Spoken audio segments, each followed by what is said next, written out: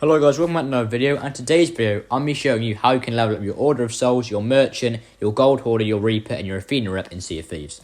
Now this will be the start of a series where I give you guides on each faction and how to make money quickly. As well, I'm going to hopefully give you some guides on Tour Tales. So the first faction I'm going to talk about is a Merchant Alliance. Now the best way to gain reputation and earn money from the Merchant Alliance faction is by doing the Merchant Shipment voyages. These voyages are super easy and they consist of you going to wreckages, finding loot there, and then eventually uncovering a shipwreck. If you uncover a key, you'll be able to get the vault, which will contain a lot of spices, gemstones, and all the good merchant loot, as well as a manifest.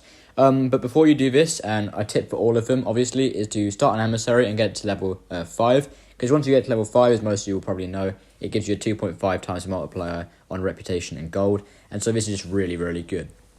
Now, if you're in an alliance or you're in a galleon and you're an experienced player, I recommend going and doing a Fort of Fortune. And this is for all of the factions, but for Merchant, you get multiple stronghold barrels, multiple crates of bone dust, as well as gemstones and spices.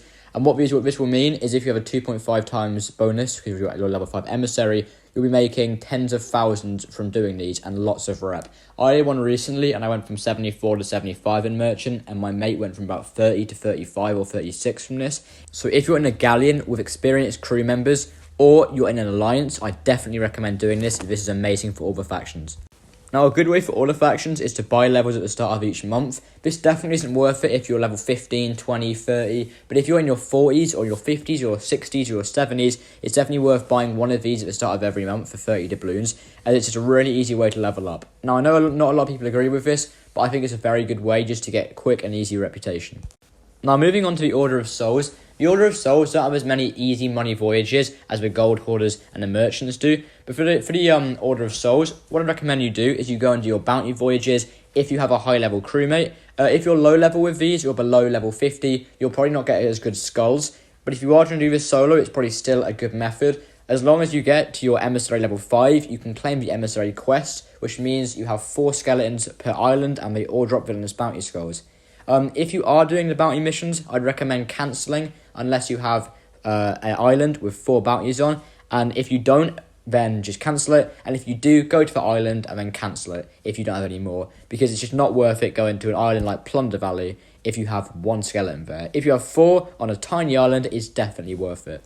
Now, another thing for Order of Souls is I definitely recommend, again, if you're in an alliance, have some alliance mates, or you can even do it yourself.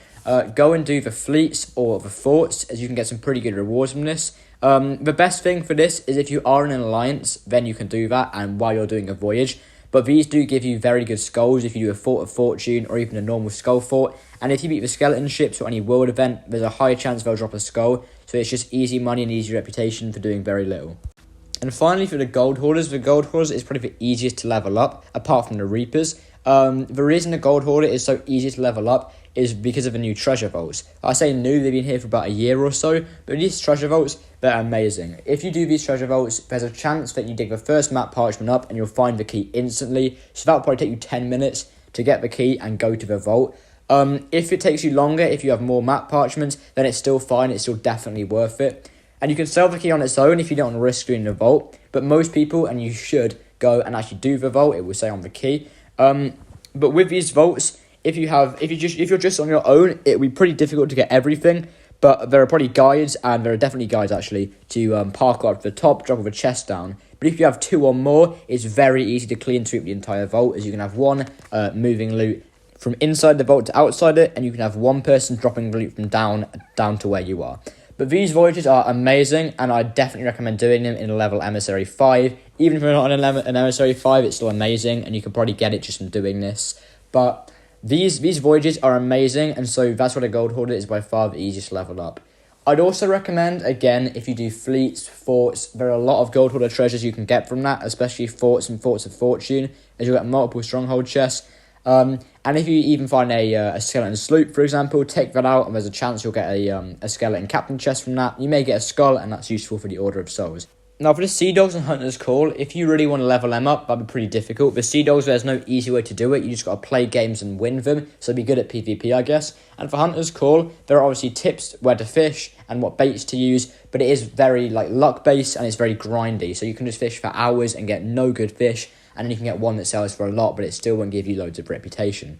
Now, moving on to the Reapers, the reason I said the Reapers were the easiest faction earlier is because all you have to do is stick an emissary up and then go and do any voyage and it will count for the Reapers. Now, the loot actually counts for less, but if you go and do a Fort of Fortune, instead of selling each bit to each different faction, you can sell it all to one at the Reaper's hideout. Now, if you have level 5, it will mean this is so valuable as it's still 2.5 times the money. And honestly, it's just such an easy way to do it, especially if you're in an alliance and you have all the loot. You just sell it to Reaper's hideout and there you go. And also, doing any world event like the skeleton ships, Flameheart fleet, or stuff like that are really easy ways to get you money and reputation for the Reapers. The Reapers obviously is dangerous because you're marked on the map. But another easier way for the Reapers is just to sink and kill other players. If you PvP, you'll get reputation for it. Not reputation, sorry. You'll level up your emissary, which will help for reputation. But it's just a really, really good method on how to do it. But obviously, if you are a Reaper, you will have to prepare for PvP as people come and attack you for your flag. And another thing you can do as Reaper is if there are a level 5 emissary, level 4 emissary, level 3 emissary, you can sink their ship and take their flag and sell that for a lot of money and reputation. Now, the final faction, and by far the hardest level up, is Athena's Fortune. Now, I'm guessing if you are trying to do Athena's Fortune, you're probably an experienced player. I doubt you're going to start off wanting to get Athena Fortune rep. But if you do get Athena Fortune rep, it's going to be very difficult to do so. Because Athena's Fortune is one of the factions that the voyages are so long. I think the best voyage to do for Athena's Fortune is by far the run of Thieves Haven. This will give you a lot of treasure, and I think it can give you an Athena chest right at the end of it. If you have your Gilded Voyage saved up, definitely do that, because you get 3 Athena chests at the end of it, and so it's an amazing way. But apart from that, the normal Athena voyage could take you hours just for a very poor chest, which will sell for a few K, and it will give you a little bit of rep. And honestly, Athena's chest won't actually give you as much rep the more you go up. So if you're maybe level 2, it will give you a lot, but if you're level 8, 9, 10, it won't give you much at all. But another way for Athena is you're running an Athena emissary and you go and do a Fort of Fortune, or you go and do a Fort of the Damned, as these both give you Athena chests at the end of them. And so if you have one alliance, let's say, doing that, then you can go and do your normal voyages and get more rep as well. But I think, obviously, if you're not an alliance for a lot of these, you won't be able to do the forts or the world events, especially if you're a solo player. Doing a Fort of Fortune solo would be very difficult, and there's a high chance you'll get sunk. So I'm sorry that some of these guides are a bit short, but I do hope this helped you. This is going to be a start of a series, so I'm going to link in the description here. I'm going to link a playlist of all my guides. I'm going to keep adding to that and making more. I'm going to try and upload more regularly as well. But I'm going to link my